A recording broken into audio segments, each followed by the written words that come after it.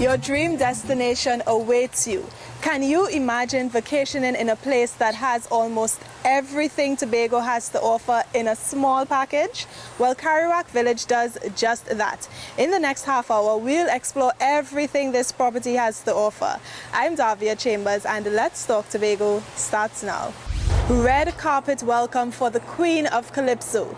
Details on the new initiative geared at preserving Tobago's culture. And later, the Dwight York Stadium benefits athletes. How? These stories and more when Let's Talk Tobago continues. We'll be right back. There we go to Tobago, that paradise, Bombay, Robinson Crusoe, and it is said it's the land of tomorrow. Princess Margaret say, come Tobago for holiday. Now the whole world say, come Tobago for holiday. What will you do in the event of an earthquake? What will you do in the event of a tsunami? Tobago, there is a need to be prepared. On March 21st, 2017, National Emergency Exercise Day, TEMA brings to you Exercise Exodus, simulation of an earthquake followed by a tsunami affecting the islands of Trinidad and Tobago. Exercise Exodus, there is a need to be prepared. Call TEMA now at 660-7489 for more information. Carriwack Village is located in the busy area of Crown Point. It was constructed through the expertise of Mr. Alan Clovis and his wife in 1977. It would later open its doors to the public in 1982.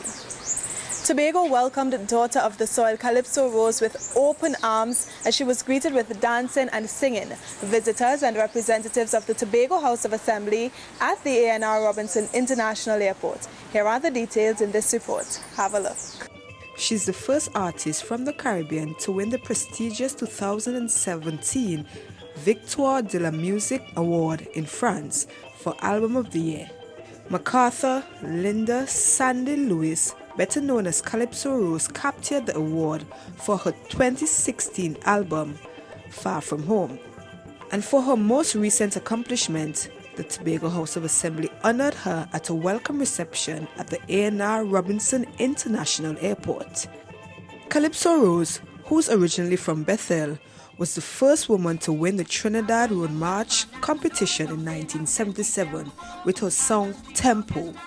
She used the opportunity to encourage Tobagonians to always chase their dreams. Anything you want to do in life, don't let nobody daunt you. You go and do it. Build it, Jesus Christ said. The door is open, and anything you want, you come in and ask, and I am going to give it to you. You have to have the stamina and the determination, and you will get through. The five-time Calypso Queen title holder reminded the audience to always keep the island's traditions alive.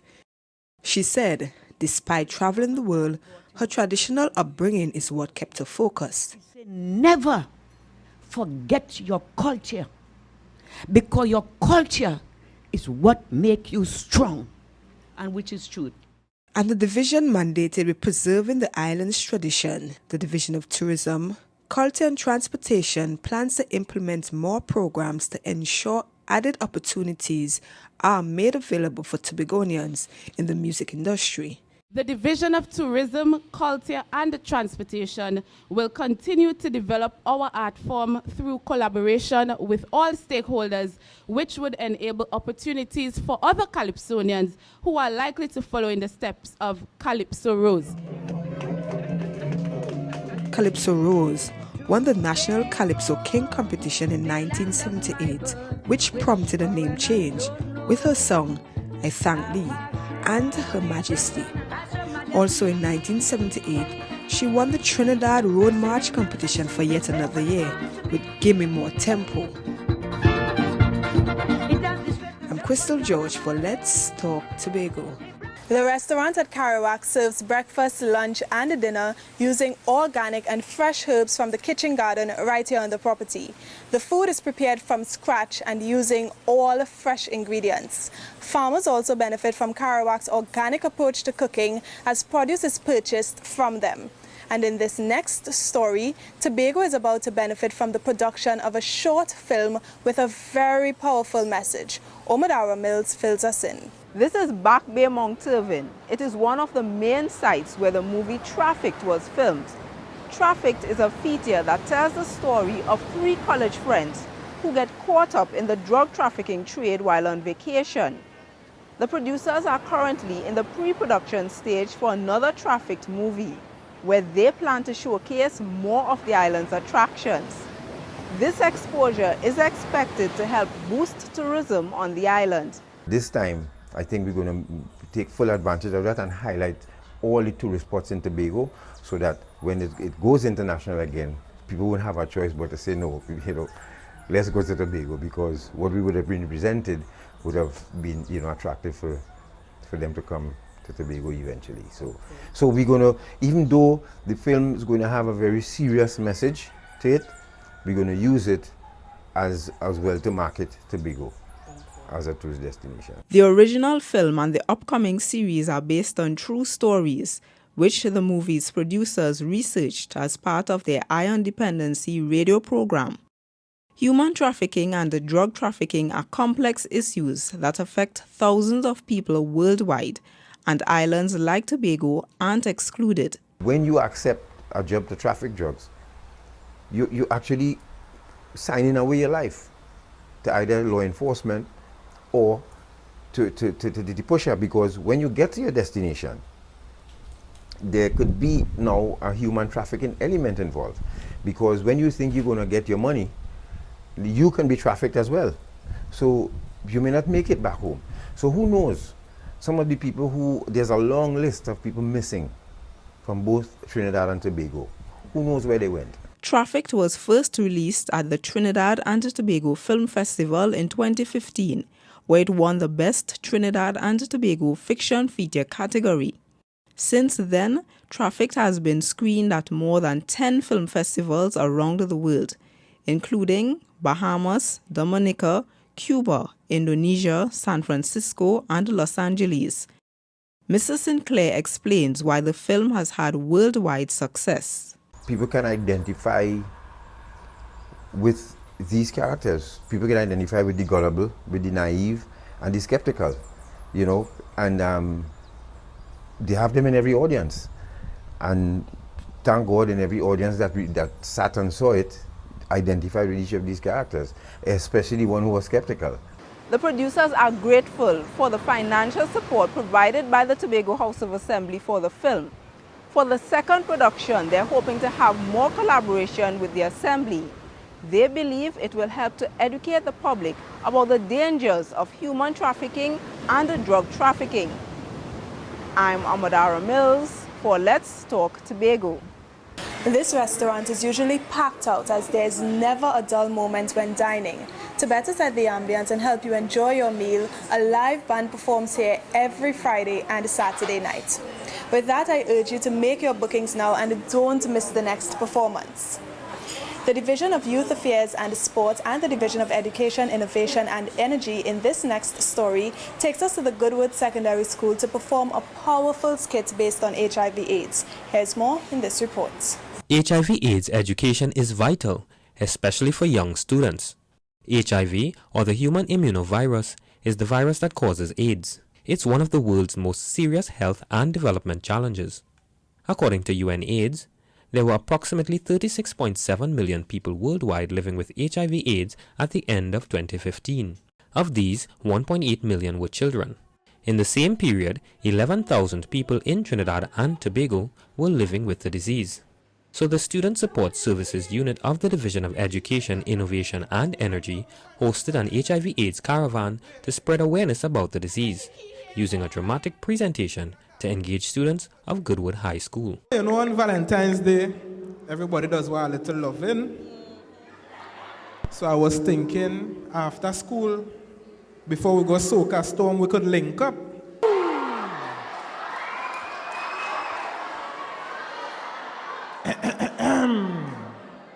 Isn't this sick bay you want it this time? Yes, world boss, is it sick bay I want it this time? HIV is spread through the transfer of certain bodily fluids. It's transmitted sexually or through sharing hypodermic needles. The students learned that abstaining from sex is the best way to prevent the spread of HIV. There is no cure for HIV.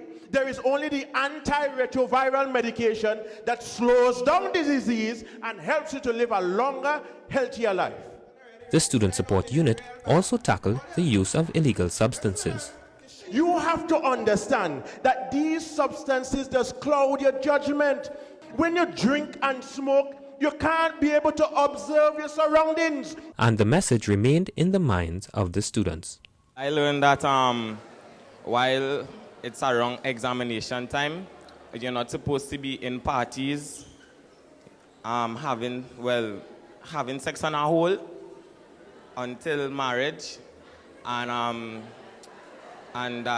the use of drugs and alcohol is illegal. The HIV/AIDS caravan also visited primary schools around the island. I'm Kern de Freitas for Let's Talk Tobago. Coming up next, details on the new initiative geared at preserving Tobago's culture. Stay tuned. Let's Talk Tobago. We'll be right back. What will you do in the event of an earthquake? What will you do in the event of a tsunami? Tobago, there is a need to be prepared. On March 21st, 2017, National Emergency Exercise Day, TEMA brings to you Exercise Exodus, simulation of an earthquake followed by a tsunami affecting the islands of Trinidad and Tobago. Exercise Exodus, there is a need to be prepared. Call TEMA now at 660-7489 for more information. We're exploring Karawak Village and you are viewing Let's Talk Tobago. The name of the property was inspired by the Caribs of Karawak. This hotel expanded from 18 to 24 rooms, allowing it to accommodate a maximum of 80 persons comfortably. Now, the cultural art forms of Tobago are in safe hands, and this island pushes even further for its reservation through an arts academy. Listen up to this report. Calypso and the speech band are staples in Tobago's traditional oral culture. Now performers can gain certification in this aspect of our heritage. But a curriculum in the oral traditions is just one part of the Tobago Indigenous and Traditional Arts Academy that the Department of Culture is creating. Certified courses for drumming, folk singing and folk dancing are also being developed so that people can have accreditation in these areas as well. When we certify these persons now can teach professionally these different art forms. When I say professionally, they're already doing it professionally. In some instances, it's just about certification. Evaluation and certification, because we have a lot of traditional knowledge bearers who will be the ones assisting in this area, right? So those benefits is about bringing value to what we already do. While the academy will target professionals, attention will also be given to training teachers who will then train students at several schools. Because anytime you talk certification of a particular art form, what you are doing is, in essence, preserving in a way, because everyone that have a certificate in that, it gives people a more sense of value of what this is. We are also speaking about the fact about opening up that opportunity whereby you of yourself might be asked probably to come and do a workshop somewhere up the island or something. So it's about creating that space where employment can be had. The duration of the courses will vary from 6 weeks to 6 months. With further development of the programs, it is planned that people from other Caribbean islands can come and be certified in the traditional art forms. This is part of the Creative and Cultural Industries Trust, right? Because what it speaks to is about education, but it is about educational tourism and research tourism, right? Because that is what we are doing. We are forming a bedrock for that kind of tourism. And I think that is most important for us. The THA's Department of Culture will be facilitating the courses in collaboration with the National Training Agency and the Tobago Hospitality and Tourism Institute. The Oral Traditions course for the Train the Teachers component is expected to begin this month. I'm Amadara Mills for Let's Talk Tobago. Peaceful and tranquil is a perfect description for the Karawak village, and it also reflects the pace of Tobago. Guests vacationing here often forget that they are close to the airport, as the noise from the aeroplanes is blocked out by the sound of the chirping birds and the gushing mini waterfall. The Tobago Falcons Athletic Club had a message for young athletes at their symposium hosted at the Shaw Park complex. Marlon Gotsleben has this report. Success on the track is just one aspect of being a student athlete, and Tobago's young athletes are being encouraged to create their own formulas for success. Various sporting officials and athletes, both past and present, attended a symposium recently to provide guidelines to the athletes. The symposium was hosted by the Tobago Falcons Athletics Club at Shaw Park Complex. The athletes learned about preparing for scholarships as well as important life lessons. It is so important to establish your own definition of success. Otherwise, you might end up chasing a superficial version of success or someone else's definition that will neither fulfill nor satisfy you. The definitions of success are all heavily centered on wealth, fame, or social status. The country's most successful female field athlete shared her success stories with the students. She's advising them to give their all in whatever they choose to pursue. Nobody is greater than everybody. We all have a part to play. But we have to play our small part to the best of our ability. Your job in this world is to find out what's your thing. And only you can really figure out what your thing is. The students also heard that the road to success had many obstacles, which they must overcome to achieve their goals. The road to success is not straight. There is a curb called failure that you run over from time to time. There is a loop called confusion that you have to navigate through. There are speed bumps called friends, like my friends from Brazil. There are red lights called enemies, and caution lights called family that may complicate your journey. The Tobago Falcons Athletics Club has been developing athletes in Tobago for the past 17 years. I'm Marlon Gotsleben for Let's Talk Tobago. Carriwack Village has been awarded the Certificate of Excellence by TripAdvisor for 5 consecutive years. Because of this, they have been the only hotel in Tobago to qualify for TripAdvisor's Hall of Fame. Now come with me as I take you on a journey to the Tobago Library Services. This is part of our segment called Footnotes, where we look at development through the years, the highs and lows, the milestones and memorable moments since 1980 when the new THA was formed. Here's this week's Footnotes.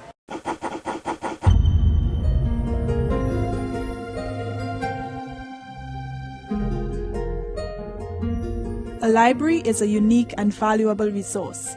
It's an important cornerstone of a healthy community. Libraries are portals to knowledge.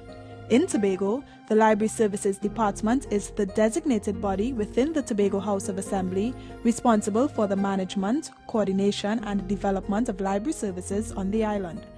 The department's responsibilities and functions are built upon a foundation of library services that stretch as far back as 1921, when the Tobago Public Library was established as a subscription library. This service was eventually replaced in 1948 by free public library service for all. But in 1980, when the Tobago House of Assembly was re-established, also came the establishment of the Scarborough Regional Library and the expanding of services through the establishment of branch libraries at Roxborough and Charlottesville. But in 1997, the unthinkable happened.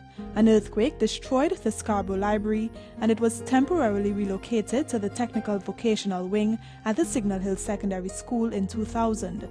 Only in 2015, Tobago would get one of the most modern libraries in the Caribbean. Libraries have to stay with the times or else we become obsolete. And information is information no matter what form is available. So there's information on the internet. The libraries have to sort of curate the information so that persons can use the information properly. In addition to providing library services for babies to seniors, the library also contributes to social development as it offers to groups and individuals several outreach programs which help to support the education process, foster creativity and imagination, facilitate empowerment, capacity building, and social awareness.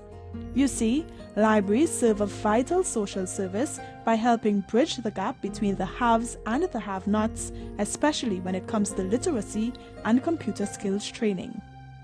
So the Scarborough Library facility offers computer classes to seniors and young adults. Up to Sunday, I went to Trinidad and my little granddaughter on she computer, and I was there with her and I helped her out. Right? We work together. Young people, and are not so young, the youth of yesteryear, could have an opportunity to embrace and read about those persons from yesteryear who would have played a pivotal role in guiding us to this point and who would have developed our society. They also host summer camps.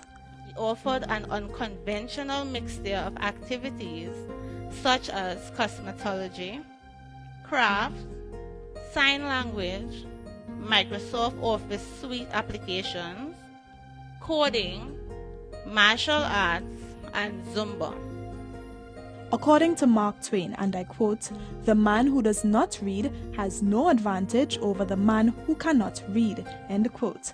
And the Tobago Library Services is providing all the library and information services to ensure that Tobagonians get the chance to read.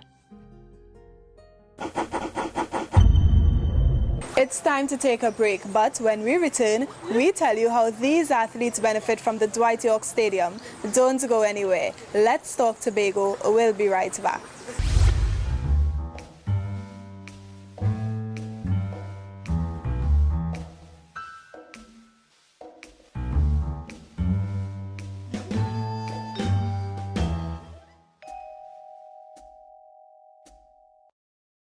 You're tuning in to Let's Talk Tobago. Thank you for staying with us. Based on what I've shown you so far, I know you're wondering if events are facilitated here. Well, the answer is yes. You can have anything from weddings to retreats right here.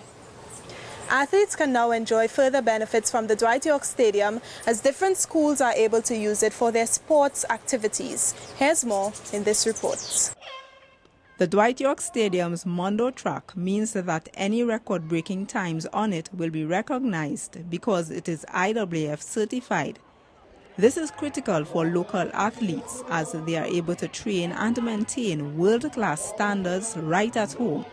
It also means that events such as the Trinidad and Tobago Track and Field Development Meet can be hosted on the island, so that our athletes don't have to travel to Trinidad for events or training. We also have clubs that use it for training in the afternoon. We also have the secondary school championships. There's Zenith Relays, there is Jaguar Games, there's also Falcon Games. And the entries are actually having talks with the Tobago Athletic Committee and the THA to see if they can hold like the junior championships and some other championships in Tobago. Over $10 million was spent by the Tobago House of Assembly to relay the Mondo track. It's low maintenance and has a lower risk of injury for athletes, which means that both local and foreign-based athletes who return home are able to continue their training. Sometimes when they come home for holidays, they need a track to where they can continue the light training and so on. They were at a disadvantage, especially the athletes from Tobago. When they come back home, they had to travel to Trinidad and do their training. Now that the track is laid, they are now able to come and they can do their training whilst they're on their vacation. During the track and field season this year, many schools will also be using the facility for their sports day activities. It also helps in terms of the Tobago schools where they have the track and field meets, the school sports, where that they can have actual legal timing systems done on the track and they can prepare for the upcoming championships. The Ministry of Sport and Youth Affairs has overall responsibility for the stadium. With continued upgrades, it's hoped that more of our athletes will be able to train, compete, and be selected to represent Trinidad and Tobago at local, regional, and international competitions. I'm Amadara Mills for Let's Talk Tobago. Here at Karawak Village, guests can choose from a variety of options to occupy their time.